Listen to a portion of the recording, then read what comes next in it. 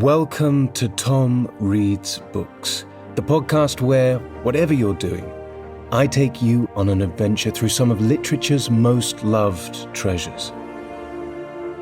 If you do enjoy the podcast, make sure to subscribe so that you never miss an episode, and also check out the Patreon at patreon.com/TomReadsBooks, where I release 2 exclusive episodes every week of a completely different book, full audiobook versions of all books read, and you can help choose future books for me to read. Now, though, I'd like to invite you to settle in, relax, and let me tell you a story.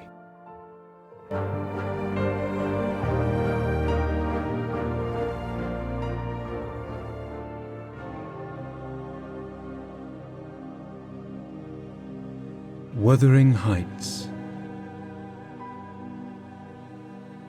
by Emily Brontë.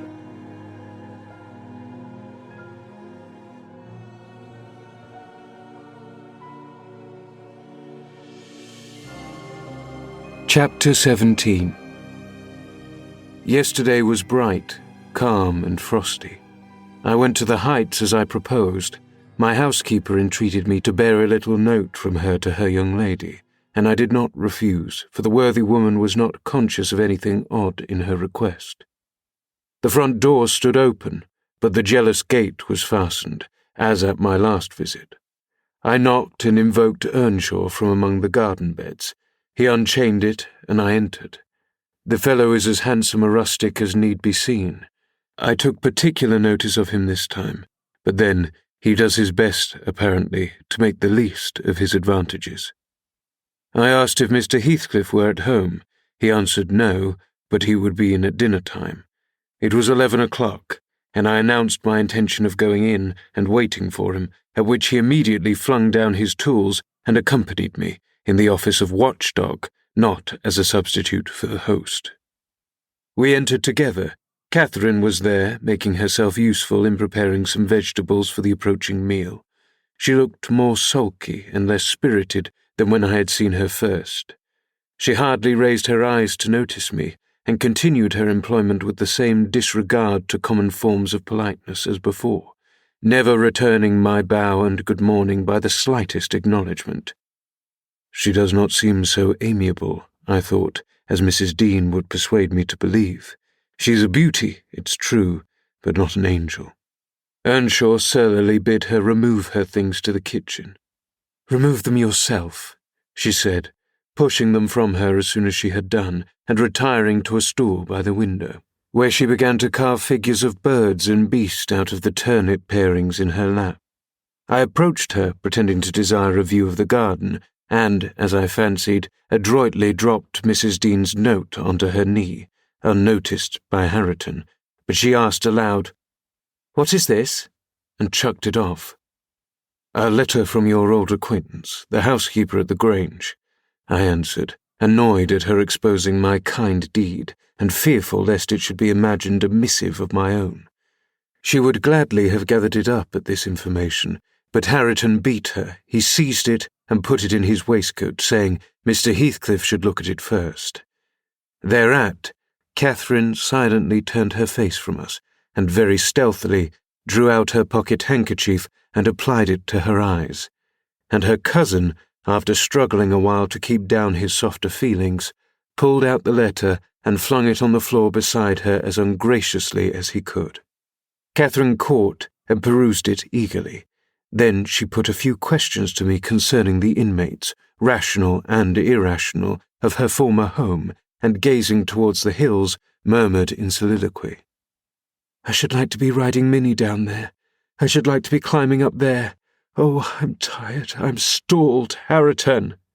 And she leant her pretty head back against the sill, with half a yawn and half a sigh, and lapsed into an aspect of abstracted sadness, neither caring nor knowing whether we remarked her. "Mrs. Heathcliff," I said, after sitting some time mute, "you are not aware that I am an acquaintance of yours, so intimate that I think it strange you won't come and speak to me. My housekeeper never wearies of talking about and praising you, and she'll be greatly disappointed if I return with no news of or from you, except that you received her letter and said nothing." She appeared to wonder at this speech and asked, "Does Ellen like you?" "Yes, very well," I replied unhesitatingly. "You must tell her," she continued, "that I would answer her letter, but I have no materials for writing, not even a book from which I might tear a leaf." "No books?" I exclaimed. "How do you contrive to live here without them? If I may take the liberty to inquire, though provided with a large library, I am frequently very dull at the Grange. Take my books away and I should be desperate." "I was always reading when I had them," said Catherine, "and Mr. Heathcliff never reads, so he took it into his head to destroy my books. I have not had a glimpse of one for weeks. Only once I searched through Joseph's store of theology, to his great irritation, and once, Hareton, I came upon a secret stock in your room, some Latin and Greek, some tales and poetry, all old friends. I brought the last here, and you gathered them as magpie gathers silver spoons for the mere love of stealing. They are of no use to you, or else you conceal them in bad spirit, that you cannot enjoy them, nobody else shall. Perhaps your envy counselled Mr. Heathcliff to rob me of my treasures, but I have most of them written on my brain and printed in my heart, and you cannot deprive me of those." Earnshaw blushed crimson when his cousin made this revelation of his private literary accumulations, and stammered an indignant denial of her accusations. "Mr. Hareton is desirous of increasing his amount of knowledge," I said, coming to his rescue. "He is not envious, but emulous of your attainments. He'll be a clever scholar in a few years." "And he wants me to sink into a dunce meantime," answered Catherine. "Yes, I hear him trying to spell and read to himself, and pretty blunders he makes. I wish you would repeat Chevy Chase as you did yesterday. It was extremely funny. I heard you, and I heard you turning over the dictionary to seek out the hard words and then cursing because you couldn't read their explanations." The young man evidently thought it too bad that he should be laughed at for his ignorance, and then laughed at for trying to remove it. I had a similar notion, and remembering Mrs. Dean's anecdote of his first attempt at enlightening the darkness of which he had been reared, I observed, "But, Mrs. Heathcliff, we have each had a commencement, and each stumbled and tottered on the threshold. And had our teachers scorned instead of aiding us, we should stumble and totter yet." "Oh," she replied, "I don't wish to limit his acquirements. Still, he has no right to appropriate what is mine, and make it ridiculous to me with his vile mistakes and mispronunciations. Those books, both prose and verse, were consecrated to me by other associations, and I hate to have them debased and profaned in his mouth.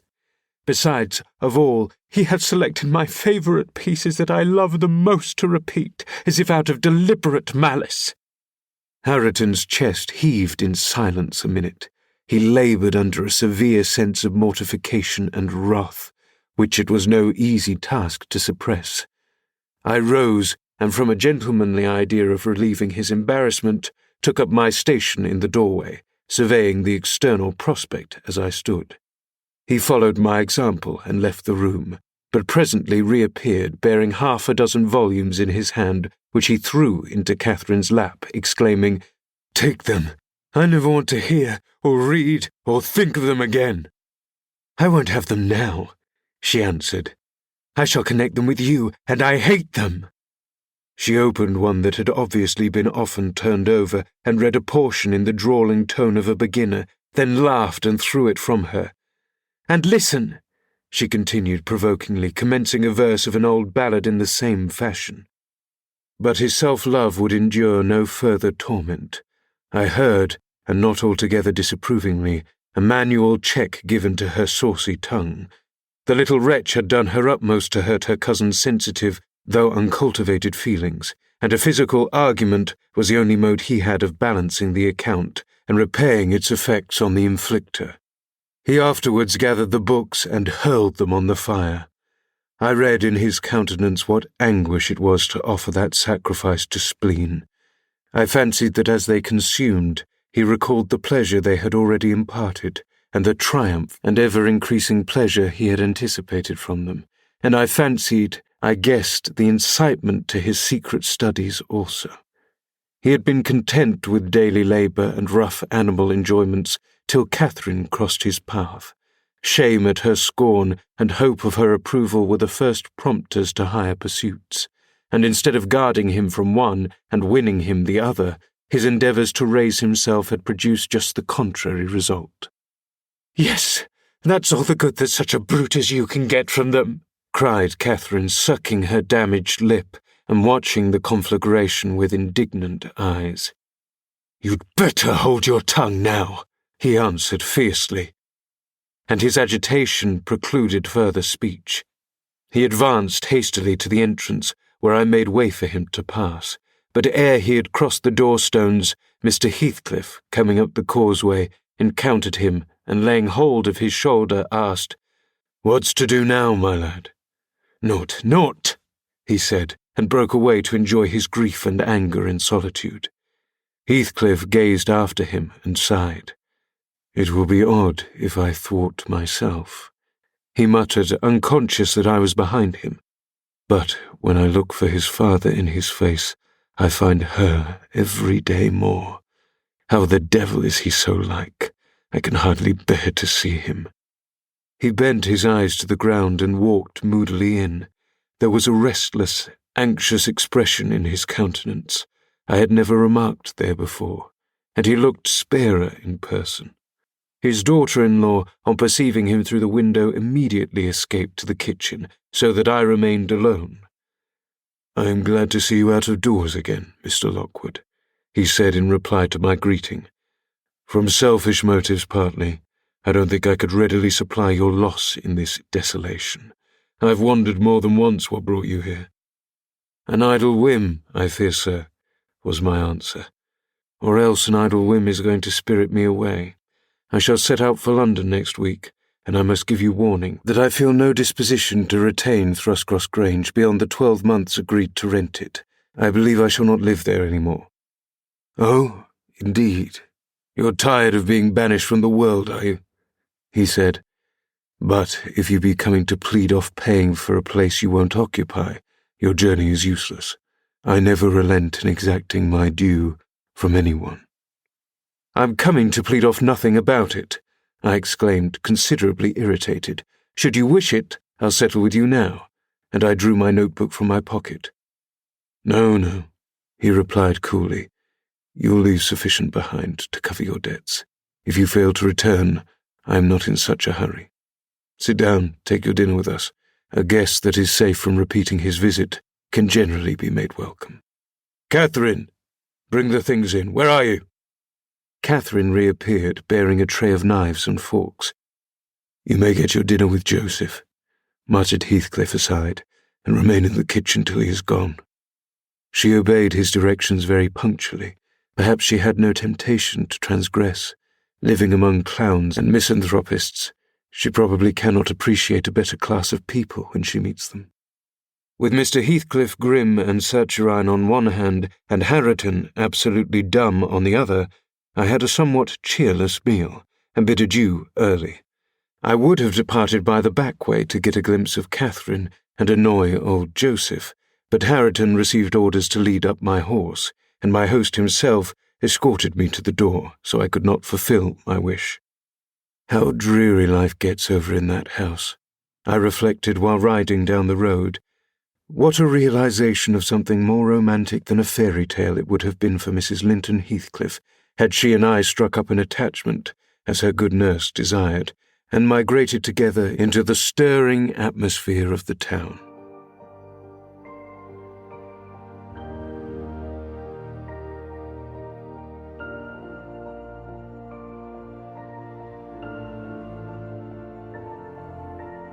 I hope you've enjoyed this episode of the Tom Reads Books podcast. If you'd like to support the show, leaving a rating and a short review on whatever podcast platform you're using really goes a long way to help us reach new listeners. Other than that, I hope you have a wonderful day, and I look forward to reading to you again very soon.